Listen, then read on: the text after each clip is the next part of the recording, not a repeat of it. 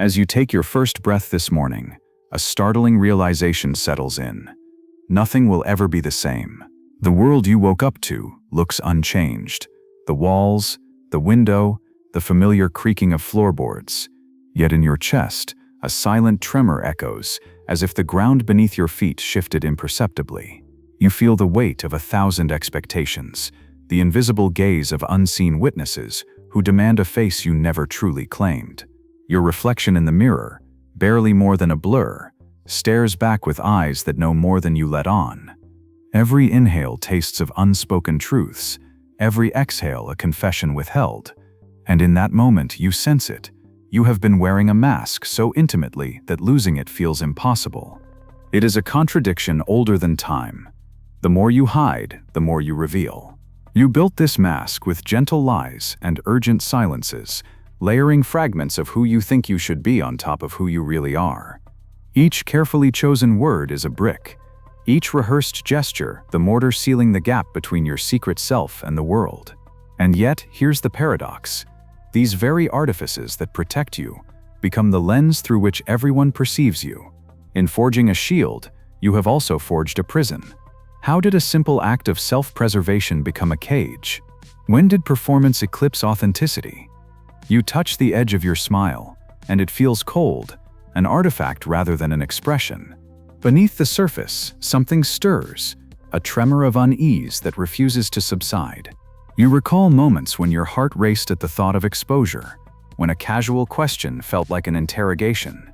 You remember rehearsing anecdotes in the dark, sculpting them so they fit neatly into the narrative you hoped others would accept.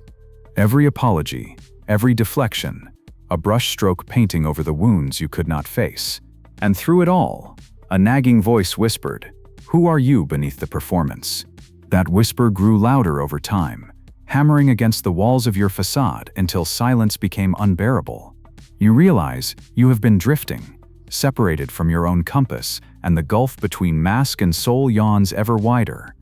What if I told you that everyone carries a mask? That the stories you tell yourself in the privacy of your mind are as much a disguise as the persona you project? We live in a world where discomfort breeds artifice, where vulnerability is traded for approval, where authenticity is a commodity too risky to trade. Why risk the sting of judgment when you can? Can you remember the last time you spoke without a script, loved without reservation, existed without turning yourself into a character? If honesty demands bravery, what price are you willing to pay for nothingness? There is an unsettling symmetry at play. Our masks shape the world, and the world in turn shapes our masks. You glance around. The billboard smiles. The curated feeds shimmer with curated joy. The applause for conformity pounds like thunder. From birth, a silent choreography dictates which masks will grant advancement and which will brand you an outcast. Every culture, every institution, whispers its own directives. Be this, avoid that, perform here, conceal there. The stakes are high. Social exile, professional obliteration, emotional starvation await those who dare to unveil their true face. So you renounce your genuine impulses like a heretic recanting faith, stamping out every flicker of authentic light for fear it will blind or betray you. Yet something impossible begins to dawn. The mask is not just a tool you wield, it is the lens through which you perceive reality. You think you are orchestrating your image, but every act of deception subtly rewires your inner world. A lie told often enough becomes a truth you believe. A role inhabited long enough becomes the true stage of your identity. Who watches, who applauds? They matter less than the silent audience inside your mind, the witness that judges every gesture, every thought, every breath. And this invisible jury never tires. It demands more clever lines, deeper concealment, bolder illusions. The center cannot hold for long when the stage itself has collapsed. You stand at the threshold of recognition, heart pounding with both terror and exhilaration. If you dared to rip away the facade, what would you find? Below the varnished exterior, layers of self-doubt coil like serpents, buried grief pulses in the hollows of your chest. Hopes once abandoned hover like ghosts just out of reach, and there, glimmering like a shard of glass lit by dawn, lies a truth so raw it threatens to drown you in its purity. Would you embrace it? Or would you recoalesce the illusion, patch over the wound, and whisper, "This is who I am"? How long can a soul subsist in the shadows without remembering the gentle burn of its own fire? Consider this: every emotion you moderate, every opinion you soften, every story you sculpt. What if those adjustments are the mortar between your walls? What if the very act of conforming is an erosion of self, a river of compromise that carves out your bedrock until there is nothing left but a hollow echo?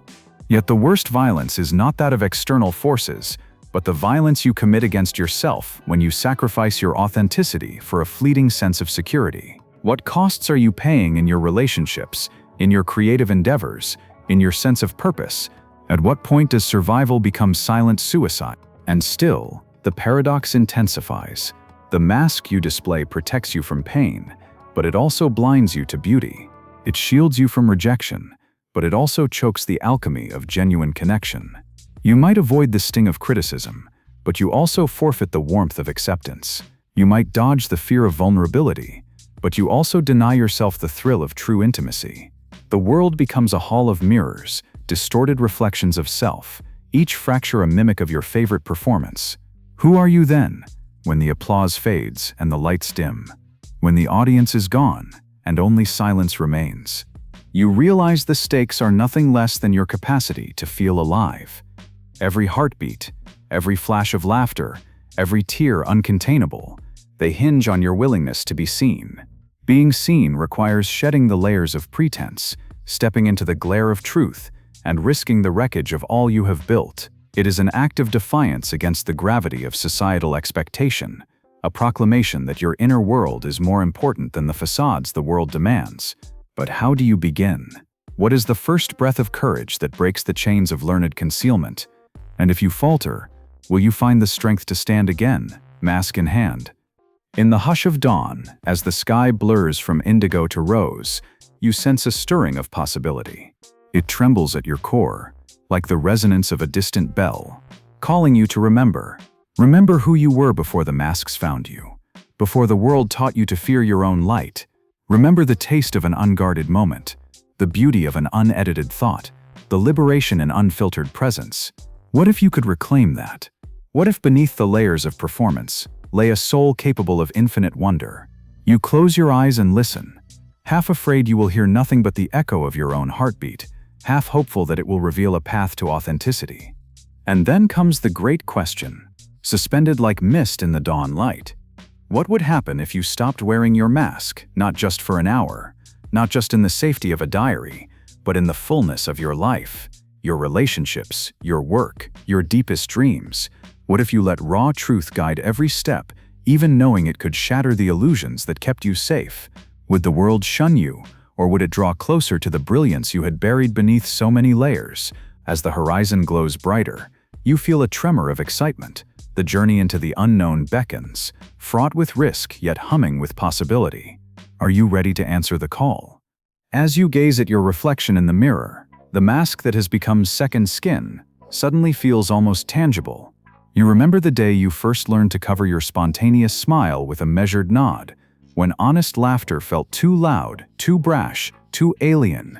That gesture of self-preservation was not a mere choice, it was a survival tactic, drilled into you by the collective gaze of family, classmates, and authority figures. You felt the tension at the nape of your neck whenever you risked speaking an unfiltered thought, the subtle recoil in others' eyes serving as a silent lesson. Over time, the need to conceal sharpened into instinct, a reflex arc that tightened at the first sign of vulnerability. This hidden problem is an elaborate psychological firewall, forged by evolution, maintained by culture, designed to constrain rather than to liberate. Consider Carl Jung's theory of the persona and the shadow. The persona is the public mask we present to the world.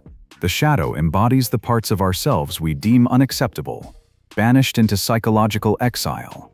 In striving for social acceptance, you erected a persona so polished that your shadow, brimming with untamed impulses and unacknowledged desires, festered in the dark. Jung warned that denying your shadow leads to projection, seeing in others the very flaws you refuse to face in yourself. Have you ever recoiled at another's harshness, only to realize that your own unacknowledged anger had been lurking beneath the surface? The more you suppress your shadow, the more its electric currents surge, destabilizing your behavior in unpredictable ways. Friedrich Nietzsche confronts this masquerade from another angle: the will to power. He argued that human beings forge values and hierarchies to exert dominion over reality and over one another. In that struggle for influence, masks become weapons. You polish your accomplishments, curate your demeanor, and refine your words in service of prestige and approval. Yet Nietzsche also taught that true self-overcoming comes from creating your own values, independent of the herd's dictates. When you trade authenticity for applause, you relinquish the most potent exercise of the will, the courageous act of self-definition. Are you ruling your inner realm, or are you merely a marionette dancing to societal strings?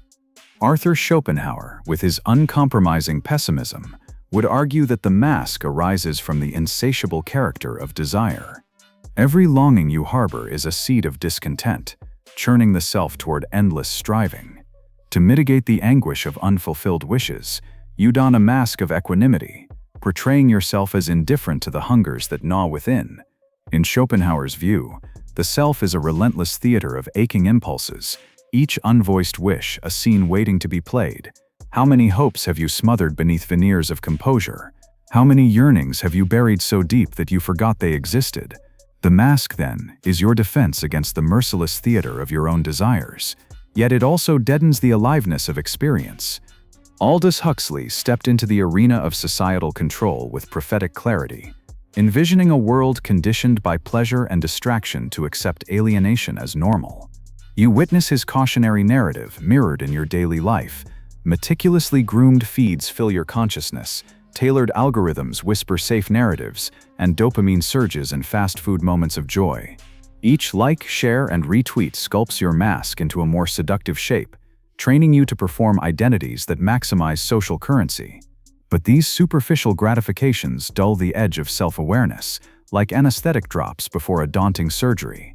Have you noticed how the loudest chorus often drowns out the quiet voice of your true self? Huxley reminds you that when external stimuli steer your identity, the mask ceases to be a choice, it becomes a prison. Jean-Paul Sartre introduced the torment of bad faith, the act of deceiving oneself to avoid the anguish of absolute freedom. In his existential calculus, every human is condemned to freedom. There is no final script, only the weight of endless choice. Yet most flee from that burden, hiding behind social roles and predetermined narratives. When you declare, "I had no choice," or "I'm just this way," you enact bad faith, surrendering sovereignty over your own existence. Your mask becomes the alibi for inertia, the scapegoat for missed opportunities, the silent excuse for living half awake. Do you truly own your choices, or do you point to your mask as the architect of every outcome? Viktor Frankl, drawing from the crucible of his own suffering, argued that meaning is the antidote to alienation and despair. In a world that prizes conformity, finding meaning requires peeling back the layers that obscure your deepest values. Yet the mask you wear often conceals those very values. It muffles your passions, camouflages your talents, and silences the clarion call of purpose. Frankl observed that those who survive, even in the most brutal circumstances, cling to a vision of significance beyond themselves. How can you cling to purpose if you barely recognize which passions stir beneath the facade? The mask, again, stands as a barrier between you and the possibility of transcendent meaning. Society's invisible hand molds your mask through education, religion, media, and institutions. You learn early to worship the metrics that define success: grades, promotions, likes, applause. Childhood praise for performance transmutes into adult demands for productivity, fueling a relentless chase for external validation. The pressures are subtle but unceasing. Family expectations shape career paths, cultural narratives prescribe acceptable emotions, unwritten rules dictate polite conduct. Every act of genuine self-expression risks friction, exclusion, or silence. Conformity becomes the path of least resistance, the safe harbor where storms of judgment cannot reach you, yet it leaves you stranded in a sea with no landmarks of authenticity. This convergence of individual psychology and societal conditioning generates a force more formidable than either alone: a self-reinforcing loop of concealment. Cognitive biases such as confirmation bias and the spotlight effect amplify your sense of vulnerability, convincing you that any slip will invite catastrophe. Neurological research reveals that the amygdala, your brain's alarm system, interprets honest disclosure as danger, triggering a flood of fear hormones. Over time, your neural pathways harden, rewarding the mask with pangs of relief and punishing authenticity with anxiety. How many moments of potential breakthrough have you abandoned because your brain preemptively locked the door with fear's key? The result is a psyche that polices itself, barricading truth behind fortified walls. The hidden problem runs deep, etched into your neurons, inscribed in cultural scripts endorsed by philosophical authorities. Yet it remains invisible, assimilated into the routines of daily life and passed down as unquestioned norm. You feel its pressure in every conversation, every decision, every pause before speaking your mind. The mask is not unnatural, it is naturalized, a silent consensus preserving order at the cost of selfhood. While these psychological and philosophical roots explain why we hide, they also foreshadow the magnitude of what lies ahead. For understanding the origin of the mask is only the first step. In the next section, we will explore how these hidden forces translate into unseen consequences that shape every facet of your existence, bending your relationships, warping your perceptions, and threatening to imprison you in a reality of your own making. You drift through your day, convinced that your mask is just a private affair, an artifice tucked neatly behind polite smiles and practiced phrases. Yet beneath the surface, unseen currents are already reshaping the very bedrock of your reality. The mask you wear does more than obscure your face, it alters the contours of your world. Every choice you make, every conversation you calibrate, becomes a ripple in the hidden pond of your psyche, gradually converging into waves that buffet your mind, your emotions, and the tapestry of your life. What you once believed to be small compromises evolve into seismic shifts, silently carving canyons of dissonance between who you are and who the world thinks you are. How long can you drift in this subtle undertow before you find yourself stranded on shores you barely recognize? Consider the landscape of your thoughts, where cognitive biases lie in wait like predators in tall grass. Confirmation bias whispers sweet lies. Your mask is working, so why question it?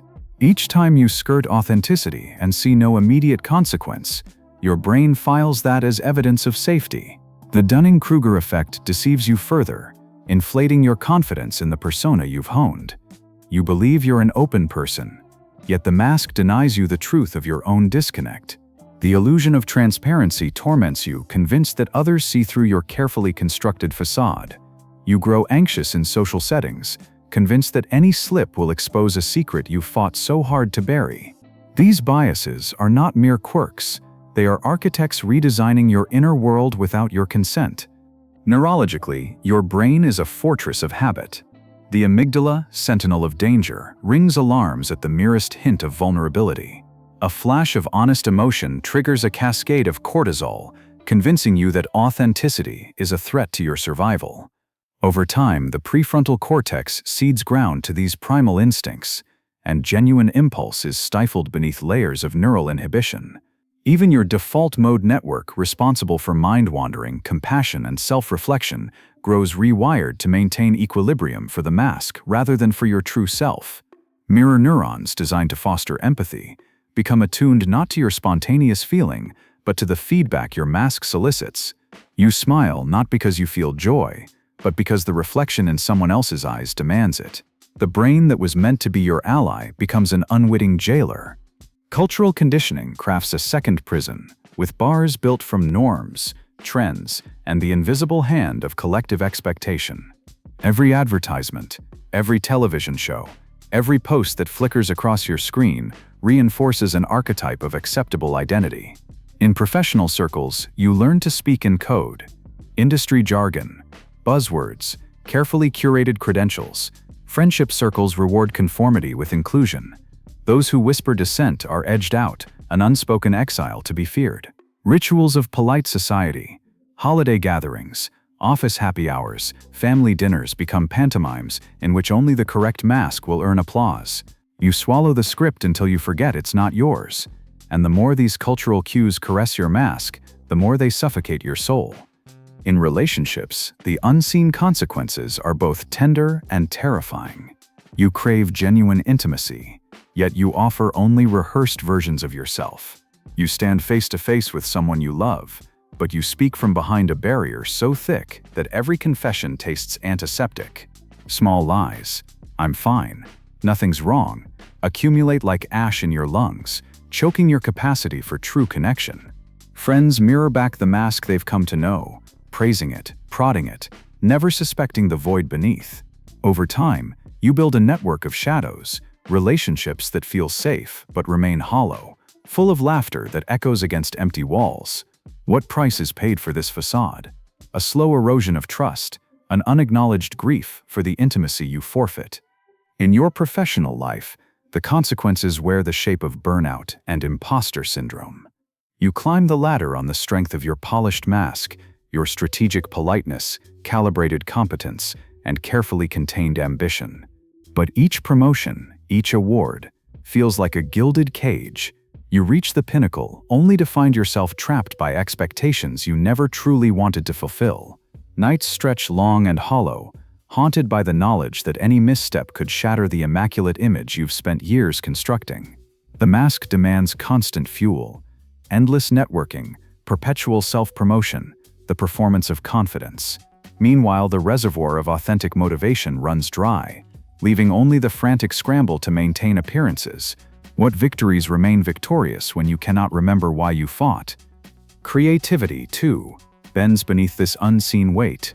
Ideas flicker in your mind but seldom see the light of day. Silenced by the fear of criticism, the terror of being too weird, too raw, too you. The mask of acceptable expression stifles the wild sparks of imagination that once illuminated your dreams. You learn to present only the formulas that please the establishment, to color within the lines of popular taste, and as your creative well runs low, you blame the world for stifling your potential, unaware that you have walled yourself off from the very source of inspiration. What music you could have composed, what art you could have painted, what stories you could have told, remains buried under layers of self-censorship.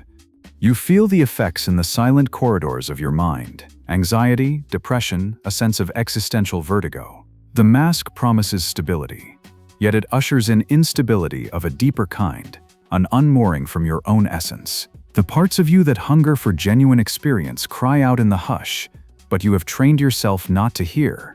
Each day you defer your truth.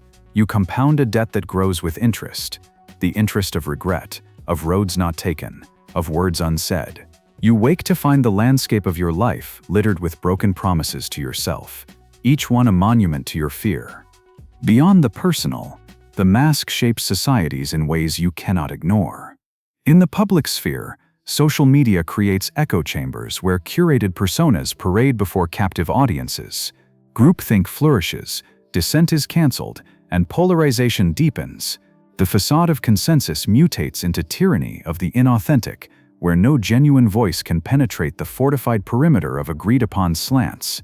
Political movements rise and fall on the strength of orchestrated spectacle rather than conviction. Mass movements gather under banners stitched from collective masks, while individual truths are trampled in the march for unified imagery. Can a society of masks ever hope to nurture real community? Generationally, the unseen trap passes like an heirloom. Children observe your mask in the subtle linguistics of apology and self-erasure. They learn that safety lies in performance, that vulnerability is synonymous with peril. When they ask, "What do you really feel?" the answer they hear is a practiced script. They internalize the lesson: emotional authenticity yields punishment, so best to conform. The cycle repeats as they grow, each generation more adept at camouflage, each mask more impenetrable. Lost in this lineage of concealment, the spark of genuine selfhood flickers ever fainter. How many lifetimes will pass before someone dares to rip off the mask and stare unflinchingly at the light? The long-term consequences extend beyond regret and loneliness. They extend into the realm of what remains possible. When authenticity is starved, your capacity for compassion atrophies. Empathy withers when it cannot recognize itself. Courage shrinks when it is never called upon. Vision evaporates in the absence of unshackled dreaming. You become a participant in life's theater without ever auditioning for the starring role of your own story. What remains is a spectator's existence, one foot in the gallery, one foot on the stage, never fully inhabiting either place. And yet, the most urgent consequence is the silent terror of living a half-life, a slow-motion dissolution of potential, a gradual forfeiture of self. You catch glimpses of what might have been, memories of fearless childhood explorations, hopeful ambitions scribbled in dusty journals, deep conversations that once ignited your spirit. But each glimpse dissolves like mist when you reach for it, leaving behind only the faint ache of possibility lost. How many days will you wake under this pall of quiet desperation before you summon the will to change course? As the darkness of these unseen forces deepens, a faint glimmer of realization begins to pulse. The mask is not your shield, it is your shackle. But how do you break chains that you cannot see? How do you reclaim the voice that has grown hoarse from silent screams? In the next section, we will explore the spark of rebellion that can ignite your descent into authenticity. A radical shift that challenges the foundations of every assumption you've ever held. The storm is gathering, the moment to act approaches. Will you be ready to strike the first blow against the mask that binds you? You sense the gathering storm of possibility humming beneath your skin, the electric tension of change crackling at the edges of your awareness. The mask that once felt like a shield now feels like a weight you're ready to cast off. Imagine for a moment that the chains you've labored under are not steel but shadows, insubstantial illusions formed by fear, habit, and unquestioned dogma. What if the very act of acknowledging their insubstantial nature saps them of power? This is the moment when rebellion begins, a radical stance in which you refuse to acquiesce to the old scripts and pre-written roles. You stand at the boundary between two worlds, one forged by compromise, the other by courage, and you feel the pulse of a new narrative ready to be written in your bloodstream. What if you treated vulnerability not as weakness, but as your greatest ally? Brené Brown calls it the birthplace of joy, creativity, and belonging. In this new paradigm, every tremor of uncertainty becomes a signal flare, illuminating your true desires. When you share your unfiltered thoughts, you no longer invite judgment, you dismantle the premise that your worth hinges on flawless performance. You feel the rush of adrenaline as you lean into discomfort, each revelation cracking open a door to genuine connection. In this rebellion, honesty is your weapon of mass construction, forging bonds that withstand the corrosive winds of superficiality. Can you recall the last time you told a friend your deepest fear? Remember the relief, the sudden lightness when the truth broke free. What if you pursued that feeling as a daily practice? Counterintuitive though it may sound, the path to authenticity often winds through paradox. Nietzsche exhorted us to embrace the tension of opposites, become who you are, by affirming both your strengths and your shadows. You begin by crafting a private manifesto, a declaration of values that crowns curiosity over certainty, generosity over judgment, and presence over performance. You hold it in your hand like a sacred relic, returning to its words whenever the mask beckons you back into old routines. You journal not to narrate your day, but to excavate your true self, writing unsparing sentences that expose the heirloom fears passed down by family, culture, and history. With each honest line, the mask loosens its grip, thread by thread. Mindset shifts of this magnitude require rituals anchored in intention. Begin each morning with a question that unsettles complacency. What truth have I been hiding, and what might happen if I revealed it? As you move through your day, treat every social interaction as an experiment in radical presence. Note when you default to rehearsed phrases and consciously insert one authentic element, an unscripted question, a genuine compliment, a moment of silence that acknowledges your inner life. At night, practice a mask audit, identify moments of concealment, and celebrate each instance of courageous disclosure. These micro-rebellions accumulate, forging new neural pathways that reward authenticity with clarity, connection, and a quiet, unshakable confidence. Fear still surfaces, but it no longer commands the stage. History offers vivid testimonies of those who tore off their gilded facades and dared to stand naked in truth. Giordano Bruno burned at the stake for refusing to recant the cosmic vision he carried in his mind. In his final moments, he laughed, defying both flame and orthodoxy. Harriet Tubman traded safety for purpose, guiding others through perilous darkness with nothing but conviction and a whispered promise of freedom. Simone Weil, in her relentless pursuit of solidarity, abandoned academic acclaim to labor alongside factory workers, exposing her elite mask to inhabit the lives of the oppressed. Each of these rebels understood that the most radical act is to refuse your own self-betrayal. What lessons can you draw from their courage? Which fragments of your own story have been silenced by the dread of exposure? Armed with these exemplars, you design your own strategy for liberation. No grand proclamations required, only steady, intentional steps. Start small. Reveal an unpopular opinion in a meeting. Share a vulnerability in a one-on-one conversation. Publish a piece of writing that cuts too close to the bone. When the tremor of fear rises, breathe into it and let the sting remind you of your living nerve endings. If you stumble, forgive yourself swiftly. Every misstep is a data point, not a verdict. Build a circle of fellow truth seekers who witness your experiments without demanding perfection. Together, you create a microculture where masks are optional, where the currency is radical authenticity.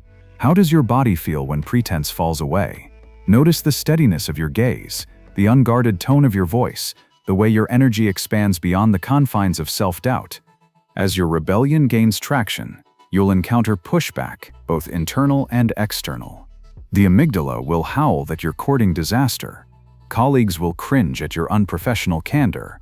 Friends may distance themselves when you outgrow old roles. This is the final test. Do you retreat or insist on your newfound sovereignty? Here you draw upon Viktor Frankl's insight that meaning emerges from responsibility. The responsibility you assume is to your own becoming, even at the cost of comfort. You learn to discriminate between constructive critique and reflexive correction. The former sharpens your edge, the latter seeks to dull it. In time, your mask will shatter, not with a bang, but with a cascade of quiet affirmations. I belong to myself. I will not live by borrowed scripts. My voice is my power. Through this process, you begin to reclaim the narrative of your life. No longer are you a character written by outside forces. You become the author, editor, and narrator of your own story. You write scenes of bold sincerity, where love is expressed without apology, and creativity flows unhindered by fear of derision. You cultivate edge habits, small daily acts that stretch your comfort zone ever so slightly. Speaking first in a group, sharing unfinished work, offering genuine praise. Each habit compounds, forging an identity that thrives on honesty. You notice that decision-making sharpens, relationships deepen, and a radiance of purpose begins to glow from within. You realize that rebellion was never about destroying your world, but about reconstructing it around the core of your true self. And now, as you stand on the brink of this new frontier, you glimpse the horizon of a self-forged destiny. The mask that once defined you lies in fragments at your feet. In its place, a raw, unvarnished human being emerges, one whose greatest strength is vulnerability, whose fiercest armor is authenticity. From here, the final revelation awaits, an ultimate truth so profound that it will reshape your sense of reality itself. Are you prepared to claim? In the concluding section, you will encounter the revelation that fuses the fragments of your rebellion into a transcendent insight, a truth that will haunt you, inspire you, and set you free once and for all. You emerge from the crucible of rebellion, bruised and radiant, stepping into a clearing of consciousness so vast it threatens to swallow you. Were it not for the quiet steadiness in your chest, the pulse of new knowing echoing in your bones, all the rituals, the mask audits, the whispered confessions, the moments of raw exposure, they have led you here, to this unguarded precipice. And what you discover is nothing less than a reversal of everything you once believed. The mask is not merely a prison, it is the very instrument through which freedom is born. For centuries, philosophers have posited a hidden self beneath layers of artifice, as if authenticity were an unattainable jewel buried forever beneath sediment. Yet at this moment, you recognize that there is no essential you behind the mask, and no mask without you. The boundary dissolves. The mask and the face it conceals co-arise, inseparable as shadow and light. Jung's persona and shadow, Nietzsche's will to power, Sartre's bad faith, they all converge in a singular insight. Identity is not a fixed core, but a dynamic performance, a living tapestry woven in every instant of choice. Imagine the relief of releasing the futile quest for an immutable self. You need not excavate some hidden treasure trove of purity beneath the rubble of habit. You need only animate the mask with conscious intention. The revelation strikes like lightning. Masks are not betrayals of authenticity, but the raw material of it. Each gesture, each tone of voice, each carefully chosen word becomes a brushstroke on the canvas of your becoming. When you stop fighting the mask, stop yearning for a true self that exists only as an abstraction, you step into the role of conscious creator. The mask becomes your sculpture, and you the sculptor. What does this mean in the dim corridors of everyday life? It means that every interaction, every project, every moment of solitude is an invitation to authenticity. Not in spite of the mask, but through it. You no longer ask, how can I strip away this facade? But rather, how can I animate these colors, these angles, these shapes, so they resonate with my vision? Just as a virtuoso violinist transforms the wood and horsehair into soul-stirring music, you transmute the raw stuff of performance into genuine expression. In doing so, the old dichotomy of truth versus artifice evaporates. The ultimate truth shines in paradox. Vulnerability and power are identical twins. When you stand naked before another, wearing your mask as an artifact of choice rather than compulsion, you reveal both your fragility and your sovereignty. That is why the bravest speakers on history's stages, Martin Luther King Jr., Maya Angelou, James Baldwin, did not abandon language or posture to seek some primordial purity. They seized language itself, the masks of speech and rhetoric, and made it sing with undiluted conviction. They taught us that the force of a truth conveyed through an artful medium can be more liberating than any raw confession uttered with tremor and fear. This realization redefines your past struggles. All the moments you blamed on inauthenticity, the relationships that faltered, the ideas you stifled, the aloneness you felt were not failures of self but invitations to mastery. Every misstep was feedback on how to refine your craft of being human. The shame you carried is reframed as alchemical fuel. Heated by intentional reflection, it transmutes into humility and empathy. The regret of roads untraveled becomes insight into which paths await your boldest step. You see now that life is not a ledger of authentic versus inauthentic deeds. It is an evolving performance art, and you are both performer and audience. In this final act, you recognize that meaning is not hidden underground but woven in plain sight, in the warp and weft of daily choices. Viktor Frankl's call to find meaning in even the worst circumstances finds new depth. Meaning arises not from some immutable core, but from the artful enactment of values in every brief encounter. Each smile you offer, each apology that springs from genuine regret, each moment of laughter that rings uncontrived, these are the stitches that bind your life into a tapestry of significance. There is no higher truth than the one you author through such moments. No deeper revelation than the one you paint on the canvas of your living. What remains now is a poetic reckoning. The sky blazes in the aftermath of this insight, clouds parting like curtains drawn back on a stage. You stand at center, under a wash of golden light that seems almost holy. Behind you, the wreckage of old facades smolders in quiet surrender. Before you, a blank expanse stretches to the horizon, an open stage on which every gesture, every breath, every heartbeat resonates with intent. You are not bound for finality. You are boundless potential in motion. Let your final vow echo in the silent spaces between thoughts. I will wield my mask with conscious artistry. I will speak with the cadence of my convictions. I will shape each day as a deliberate act of creation.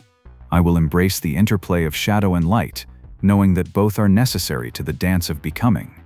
In this pact, you leave behind the pursuit of some unattainable purity and step fully into the radiant now, where authenticity is the continual act of breathing life into your chosen form. And so the story does not end but crescendos into an uncharted overture. You close your eyes for a heartbeat and sense the hum of infinite possibilities. You open them again and the world responds. The wind whispers permission. The earth pulses acceptance. The sun nods in affirmation. You feel the thrill of genuine aliveness coursing through every fiber of your being. The mask remains, not as a shackle, but as the tether that anchors your creative power. In the wake of this revelation, you are both liberated and reverent. You stand unafraid of the next mask you will don, for you now know it is your masterpiece in the making. The ultimate truth has drawn its final arc. The boundary between mask and self was never a divide but a threshold. Crossing it, you discover the secret at the heart of reality itself. Existence is performed, and you are the artist, the actor, and the witness all at once. Step forward, then, into the great improvisation. Let your presence be the offering, and your mask the instrument. Listen for the silent applause of the universe as you craft your next scene. The final, most powerful truth is yours. Freedom lies not in shedding the mask, but in owning it with intention, in weaving your raw essence into every flicker of performance, in making the act of being yourself the greatest masterpiece of all.